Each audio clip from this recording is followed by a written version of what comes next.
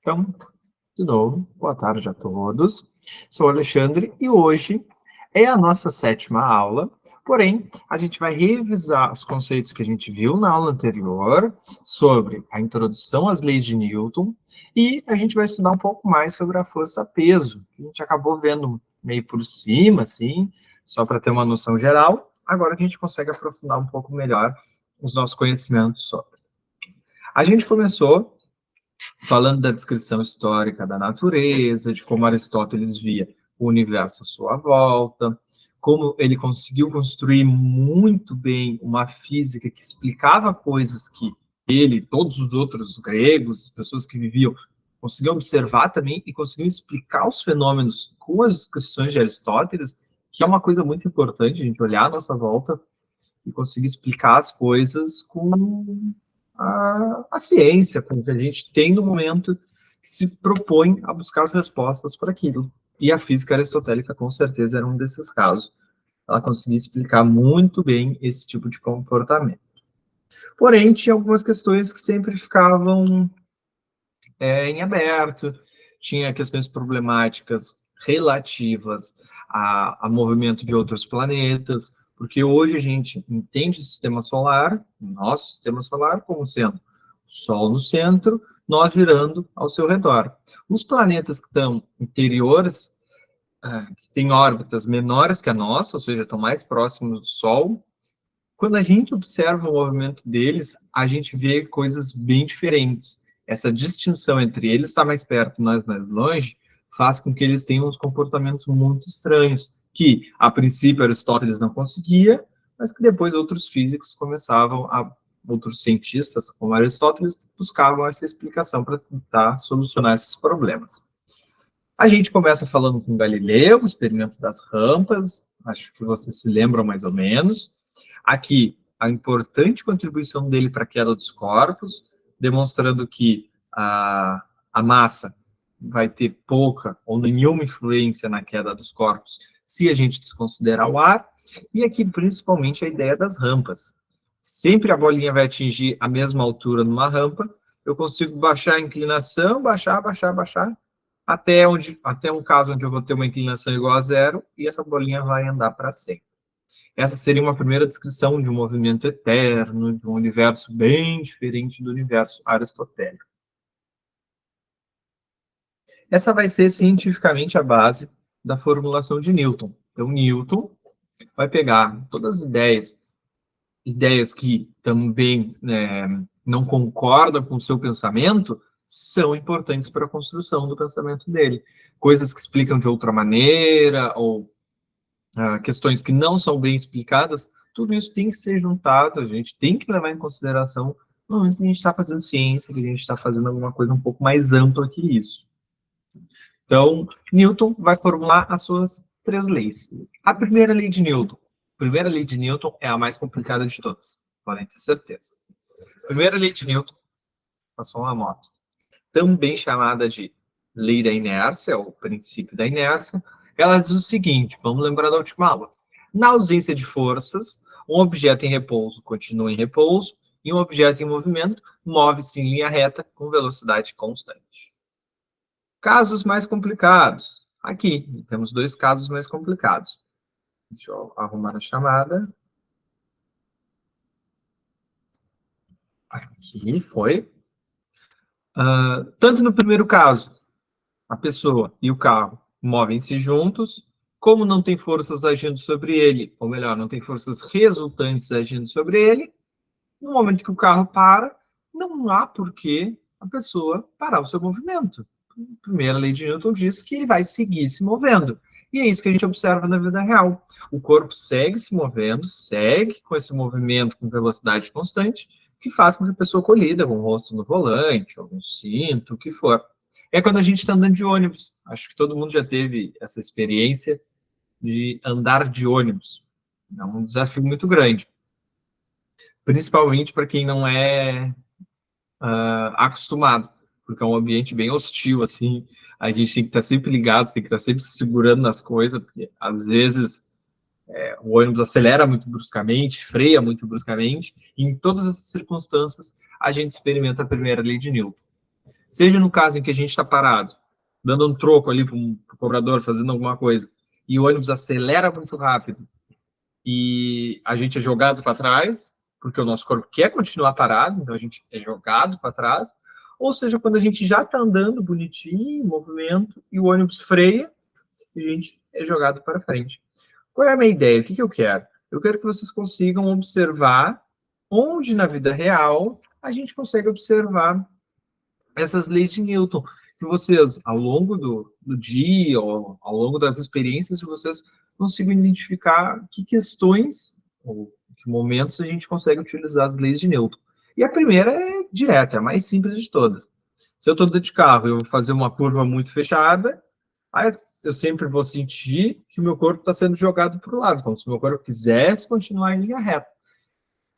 Então, exemplos do cotidiano que são diretamente da primeira lei de Newton ou que carregam essa ideia não faltam. A gente pode pensar em vários dos casos. Aqui tem os casos mais simples, que é um corpo em repouso permanece em repouso, e ok, essa é a parte fácil da primeira lei de Newton, porque é natural, né?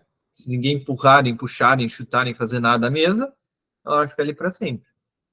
Então, dois casos distintos. Vocês viram o episódio que eu recomendei para vocês? De Love, Death Robots? Assistiram?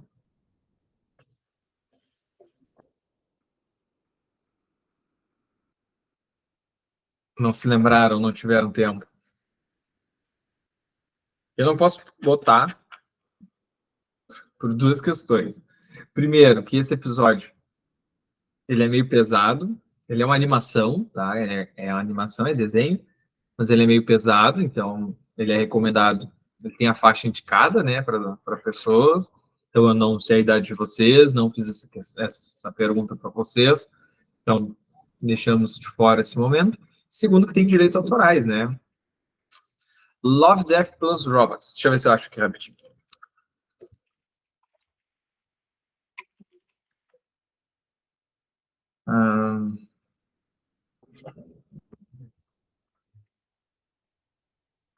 Eu acho que é uma ajudinha o nome do episódio. Deixa eu pegar aqui. É uma série de animações. Vocês conhecem Black Mirror? Todo mundo conhece? Alguém nunca ouviu falar?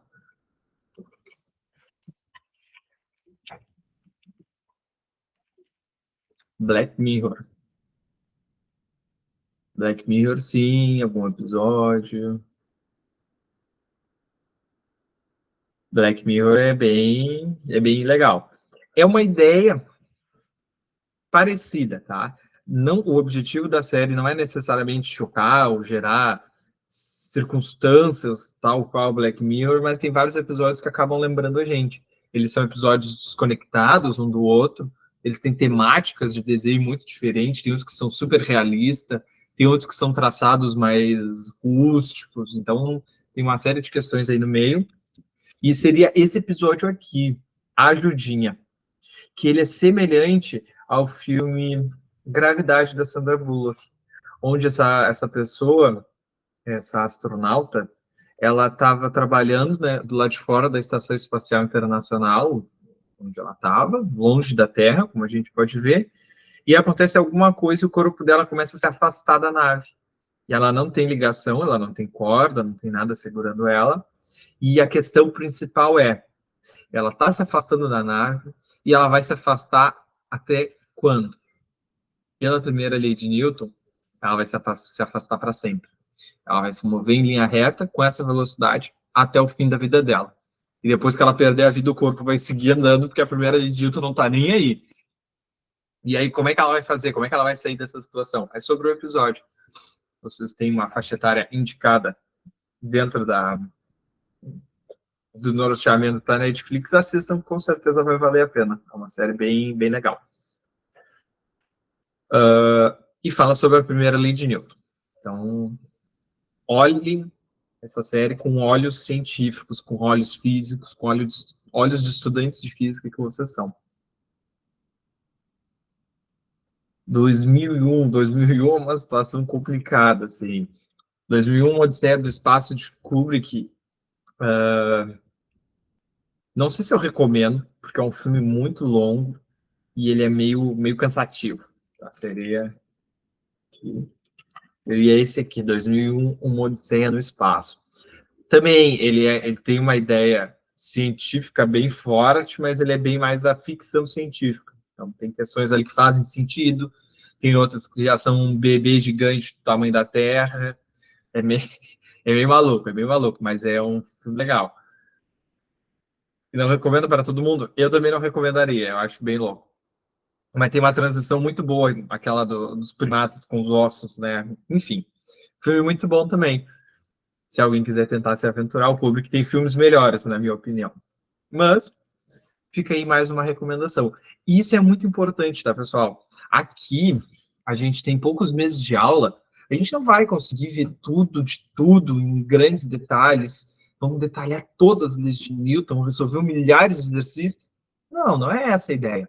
Aqui a gente vai conseguir formar uma base. A ideia é que vocês saiam daqui com conhecimento suficiente sobre física 1, por exemplo, o movimento, suficiente para que vocês vejam um filme assim e comecem a elencar coisas, a entender, pá, então isso aqui acontece assim por causa disso. Ou que vocês tenham bagagem suficiente para quando visitarem um livro-texto, um documentário, uma coisa assim, vocês consigam compreender. Vocês já tenham uma... Esses conceitos já estejam próximos do que vocês conseguem internalizar. O que eu recomendo para vocês?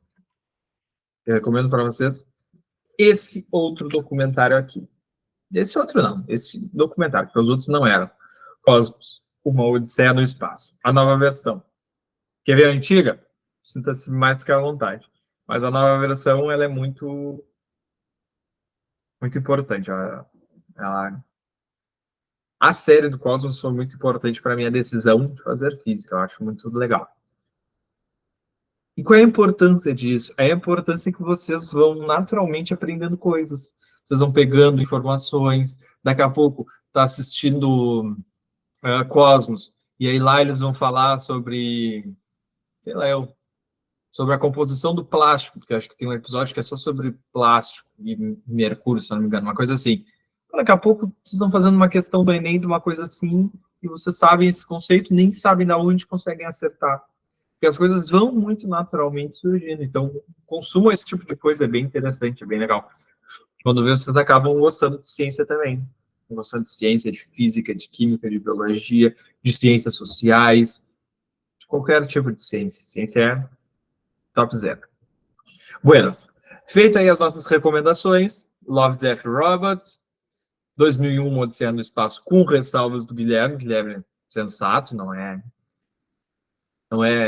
para todo mundo essa série, não que a gente não teria capacidade de ver, mas sim porque ela é meio, no tempo dela, ela é meio lenta, então, com ressalvas, e Cosmos, que provavelmente consegue atingir todos os públicos. É uma série muito bonita, com vários conceitos científicos, bem legal, assim. Bom, primeira lei de Newton, tá aí.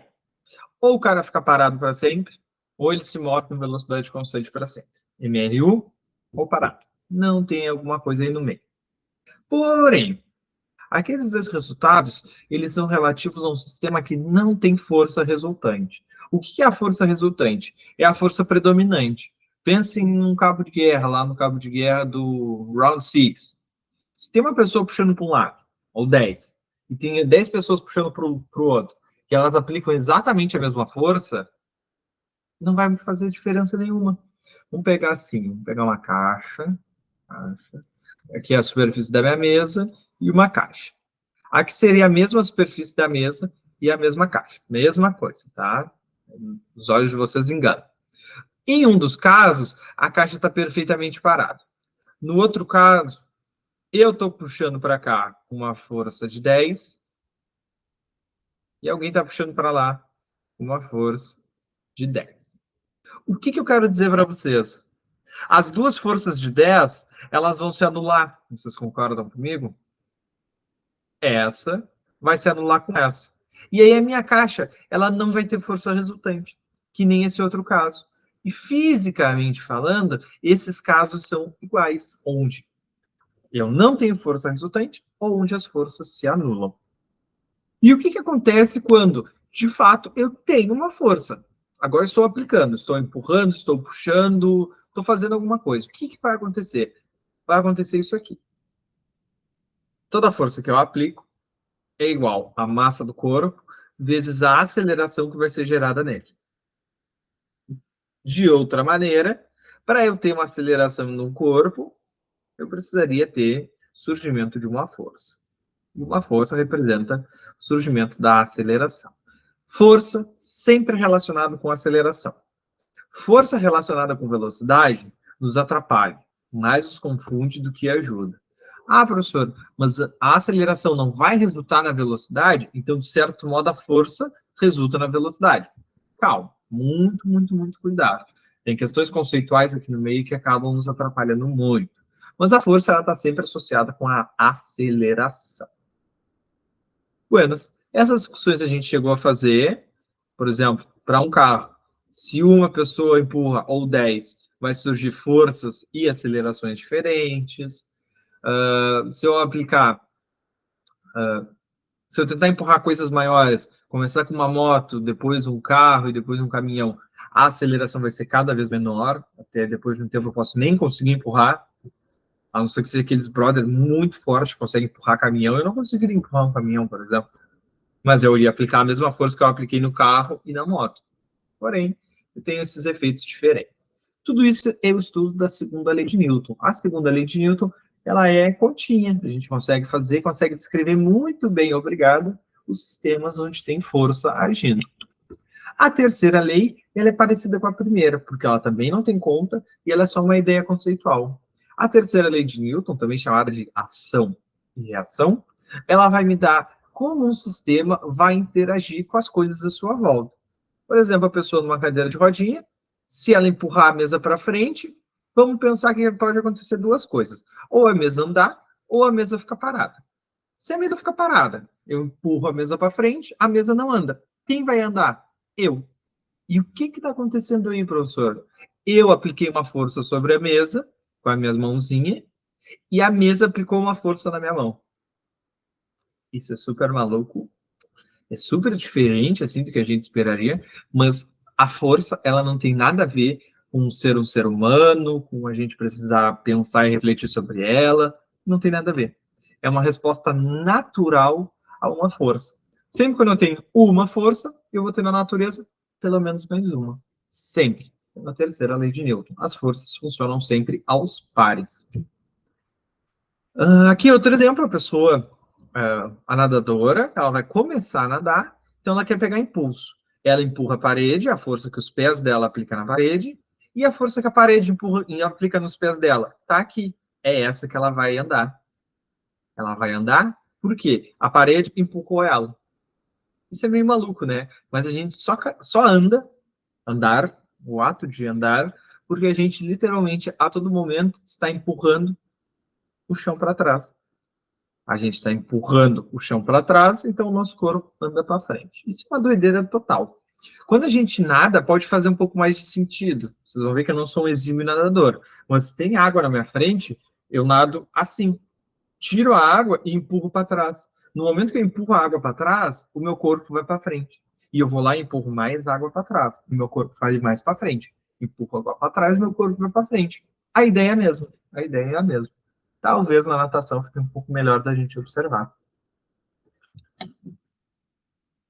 Bom, feito isso, e é sempre muito útil a gente relembrar as leis de Newton, sempre, sempre, sempre, porque elas são muito importantes e a gente seguido passa batido por elas, não se lembra, não sabe o que é lei da ação e reação, inércia, então é sempre bom.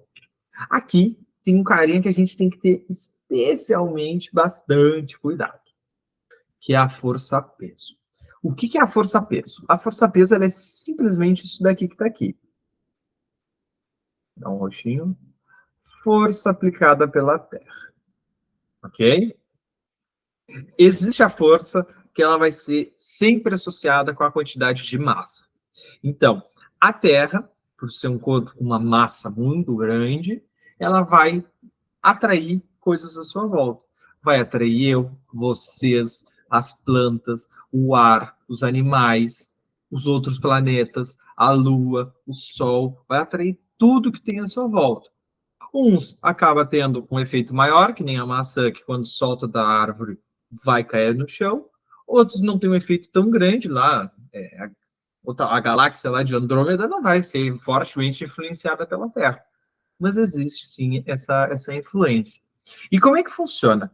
A gente vai analisar sempre essa ideia na superfície da Terra. Não vamos se afastar muito da Terra, porque é gravitação e é uma outra área de estudo. Mas aqui na superfície da Terra, vamos fazer alguns experimentos. Aqui eu estou segurando a minha bolinha. Estou segurando uma bolinha e eu quero naturalmente jogá-la para cima. Joga minha bolinha para cima. E agora? A bolinha chega lá no topo. O que vai acontecer? Ela vai começar a cair. Vocês concordam? Deixa eu ver se eu tenho alguma. Tem um lápis. Eu vou jogar ele para cima, ele vai chegar num lugar e vai começar a cair. Ele sobe, atinge um lugar e começa a cair. Por quê? Porque existe essa força peso que vai puxar o bloco, a bolinha, o que for. A força peso, ela puxa eu, minhas pernas, meus braços, tudo que me forma, que me constitui, assim como puxa a bolinha também. Então, mesmo que eu empurre a bolinha para cima para ela subir, eu dê um tapa nela, tudo bem, não tem problema. O peso vai estar puxando ele para baixo.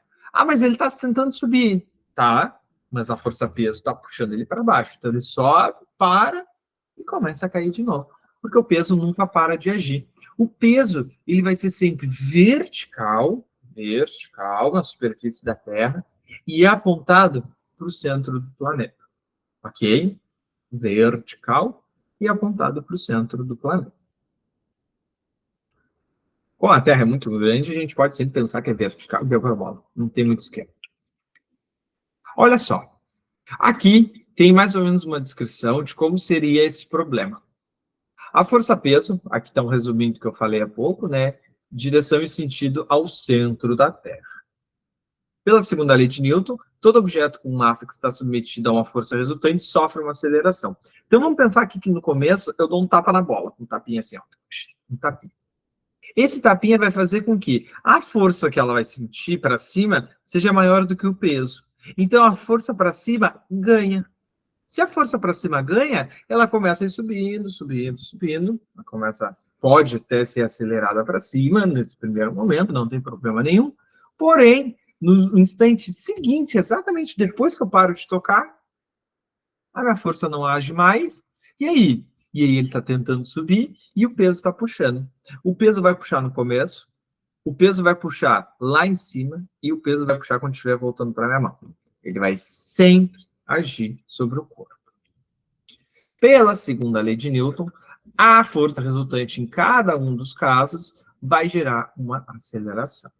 Então, o peso vai fazer com que o corpo seja acelerado para baixo em todas as circunstâncias. Ah, mas aqui eu botei uma forçona para cima muito rápida. Naquele instante, a aceleração foi para cima. Tudo bem, não tem problema. Mas, em geral, a gente vai ter esse comportamento, onde o peso apontando para baixo vai ser mais importante para a gente. E agora, como é que a gente calcula a força-peso? A força-peso, ela é assim. Peso igual a massa vezes aceleração gravitacional. P igual a mg. É muito parecida com a segunda lei de Newton. F igual a ma. Qual é a diferença? A aceleração genérica, aqui é a aceleração da gravidade. A força genérica, aqui é a força-peso. E quando a gente pensa em força-peso, a gente já tem alguns valores. Por exemplo, da aceleração da gravidade. Ela é aproximadamente 9,8 metros por segundo ao quadrado, aproximadamente porque ela acaba variando na superfície da Terra, lugares mais altos, lugares mais baixos, então a gente tem mais de um valor para G, mas esse é um valor médio. A gente arredonda para 10, porque os vestibulares sempre arredondam para 10 para facilitar. E aí surge uma questão muito natural. Se eu quiser estudar o movimento desse corpo que a Terra está puxando, o que eu faço? Eu faço isso aqui, MRV. Movimento retilíneo uniformemente variado. Sorvetão, aceleração, Torricelli, como está aqui. Todas essas são opções que eu consigo usar para descrever esse movimento de queda.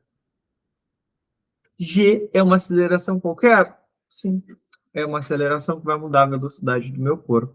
Então, Vejam só como a dinâmica é bem diferente, né? Aqui a gente consegue explicar o que a gente está vendo agora e o que a gente já viu. A gente já viu MRUV, a gente já viu corpos que são acelerados para baixo. Tudo bem. Agora a gente vê o porquê que essas coisas acontecem. E aí a gente tem algumas aplicações diretas sobre a segunda lei de Newton, a partir da força-peso. Outra coisa que a gente pode comentar tranquilamente: qual é a diferença entre peso e massa?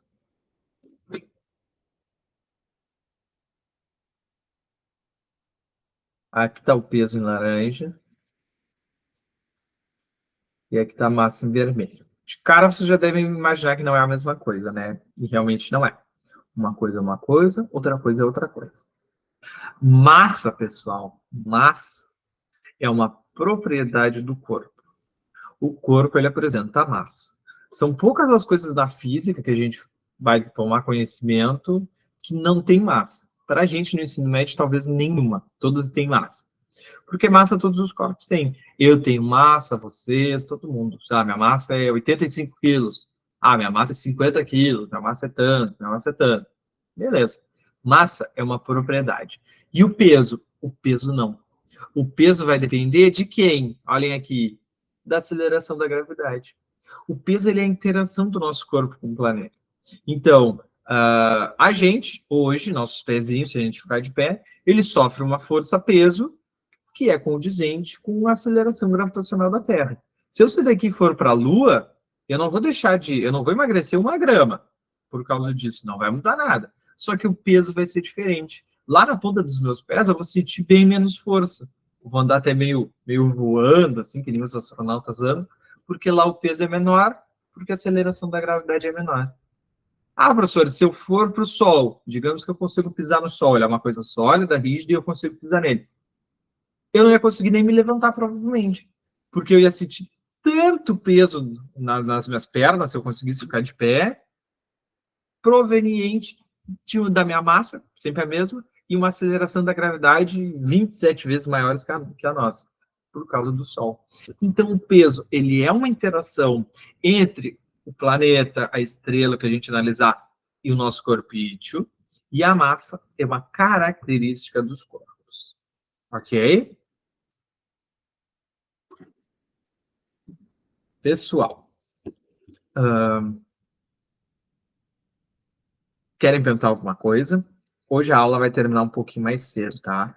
Para quem não estava, eu vou, depois que acabar a gravação, eu vou explicar para vocês o porquê, para quem não estava. Deixa eu só conferir aqui a chamada, ver se está tranquilo. Se eu não esqueci ninguém. Acho que não.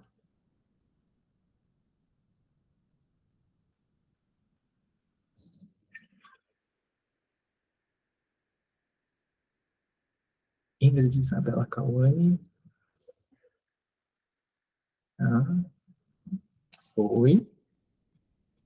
Eduardo TSL Teodoro. Acho que foi todo mundo.